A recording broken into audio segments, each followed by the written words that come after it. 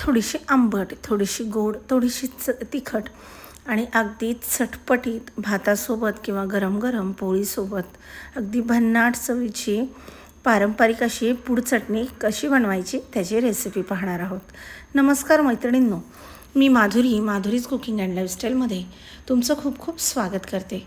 तसं तर पूड चटणी हा साऊथ इंडियन एक चटणीचा प्रकार आहे, पण आपल्याकडे देखील बऱ्यापैकी बनवला जातो. ह्यासाठी 1 वाटी उडदाची डाळ, अर्धी वाटी हरभरा डाळ, अर्धी वाटी खोबरं, 2 सुक्या मिरच्या, अर्धी छोटी वाटी जिरे, अर्धी छोटी वाटी धणे, अर्धी वाटी चिंच, 1 वाटी गूळ आणि 1 वाटीभर तीळ. तर सगळ्यात आधी कढईमध्ये उडदाची डाळ छान खमंग वास येईपर्यंत भाजून घ्यायची आहे. तर मैत्रिणींनो, आधी सांगितल्याप्रमाणे पूड चटणी हा पारंपरिक पदार्थ आहे. तो साऊथ इंडियन जरी असला तरी देखील आपल्याकडे कुणाचं लग्न असेल किंवा मुंज असेल तर ही पूड चटणी अगदी आवर्जून बनवली जाते आणि खायला म्हणाल तर अतिशय भन्नाट अशी याची चव आहे. गरम गरम पोळी आणि त्यासोबत ही पूड चटणी खूप मस्त लागते. त्यानंतर तुम्ही भातासोबतही खाऊ शकता किंवा तुम्ही मुरमुरे वगैरे त्याचा कच्चा चिवडा बनवून खाणार असाल तर त्यामध्ये जरी ही पूड चटणी टाकली तरी खायला खूप अप्रतिम लागते. आता ही उडदाची डाळ छान रंग बदलेपर्यंत आपण भाजून घेतलेली आहे. तुम्ही पूड चटणी बनवलेली आहे किंवा खाल्लेली आहे की नाही कमेंट करून नक्की सांगा. तर याचं एकच वैशिष्ट्य आहे, सगळ्या डाळी अगदी छान खमंग होईस्तोवर आपल्याला भाजायच्या आहेत. डाळीचा कलर बदलला आणि थोडाफार त्याचा सुवास यायला लागला की गॅसची फ्लेम बंद करायची. उडीद डाळ भाजून झाली आहे. आता यामध्ये आपण हरभरा डाळ घालून घेतलेली आहे. आता हरभरा डाळ देखील छान रंग बदलेस्तोवर भाजून घ्यायचा आहे. तर मैत्रिणींनो, ह्या सगळ्या डाळी आहेत त्या खायला खूप जास्त पौष्टिक असतात. बऱ्याच ठिकाणी या पूड चटणीला गन पावडर असं देखील म्हटलं जातं. तर ही पूड चटणी जास्त करून आंध्रामध्ये बऱ्यापैकी जास्त प्रमाणामध्ये बनवली जाते. पूड चटणी हा त्यांच्या आहारातला अगदी अविभाज्य घटक आहे. आता डाळ देखील आपण छान अशी भाजून घेऊया आणि डाळीचा रंग बदलायला सुरुवात झाली की ही डाळ देखील आपण काढून घेऊया. तर तुमच्याकडे लग्न किंवा मुंज जर असेल तर ही चटणी बनवतात की नाही कमेंट करून नक्की सांगा. आता गॅसची फ्लेम मी कमी केली आहे. डाळीचा रंग छान असा बदलला आहे. मस्त सोनेरी रंगावर डाळ व्यवस्थित अशी भाजल्या गेली आहे. आता ह्यामध्ये आपण पुढचं जिन्नस घालून घेणार आहोत ते म्हणजे पांढरे तीळ. तर इथे तुपाची 1 छोटी वाटी भरून आपण पांढरे तीळ घेतलेले आहेत. तुम्ही तीळ आहारामध्ये तसं बऱ्यापैकी खूप कमी प्रमाणामध्ये खाल्ल्या जातात. संक्रांतीच्या वेळेस तिळाचं प्रमाण आपल्या आहारामध्ये असतं. तर तीळ देखील खूप हेल्दी असतात आणि ह्या चटणीमधले सगळेच जिन्नस बऱ्यापैकी हेल्दी असल्यामुळे ही चटणी तुम्ही अवश्य बनवून खायला पाहिजे. आता तीळ छान तडतड उडायला लागले की समजून घ्यायचं तीळ आपले भाजून झालेले आहेत. आता आपण याला काढून घेऊयात. गॅसची फ्लेम मी खूप कमी केलेली आहे जेणेकरून कुठलाही पदार्थ करपू नये. आता तीळ भाजले की काढून घ्यायचे. अर्धी वाटी जिरं आपण इथं घातलेले आहेत, अर्धी वाटी धणे आहेत. दोन्ही देखील छान व्यवस्थित असे भाजून घ्यायचे आहेत.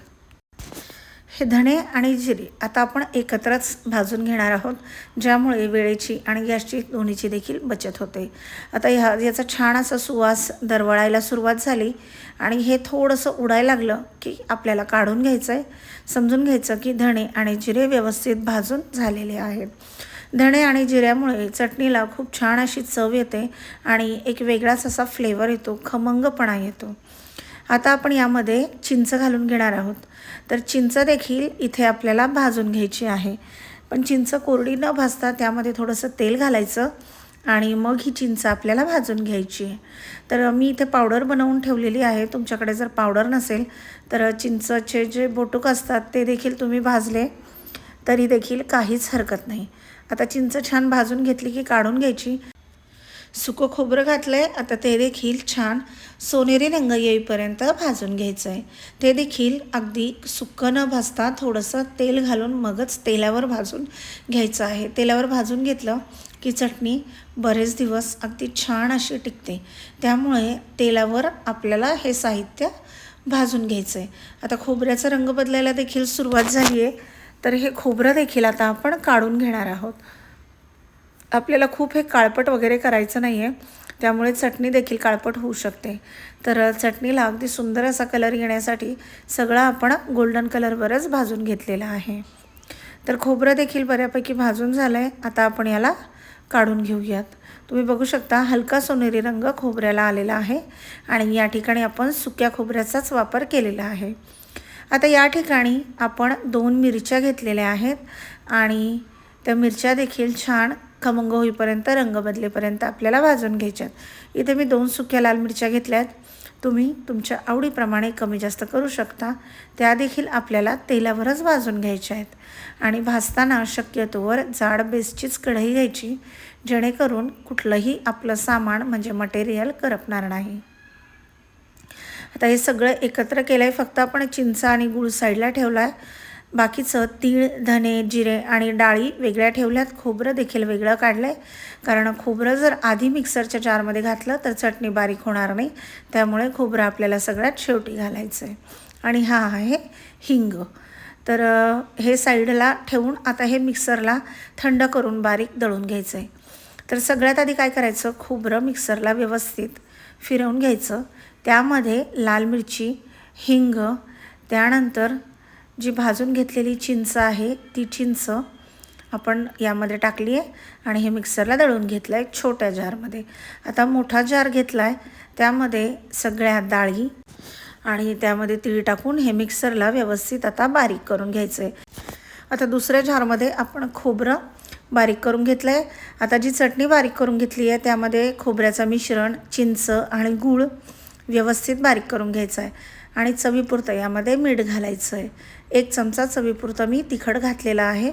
आता हे सगळं मिक्सरला दळून घेतलं. छान खमंग अशी आपली पूड चटणी बनवून तयार झालेली आहे. तर तुम्ही बघू शकता मिक्सरला सगळं एकत्र दळल्यानंतर याला सुंदर असा कलर आला आहे. तर मैत्रिणींनो, तुम्हाला एक टिप देते, ते म्हणजे हरभरा डाळ, उडीद डाळ आणि तीळ एकत्र काढायचे. खोबरं, सुकी लाल मिरची आणि हिंग घालून वेगळं मिक्सरला फिरवायचं आणि नंतर सगळं एकत्र करून हे दळून घ्यायचं. चटणी तयार आहे. रेसिपी नक्की ट्राय करा. भेटूया पुढच्या व्हिडिओमध्ये. तोपर्यंत खूप खूप धन्यवाद.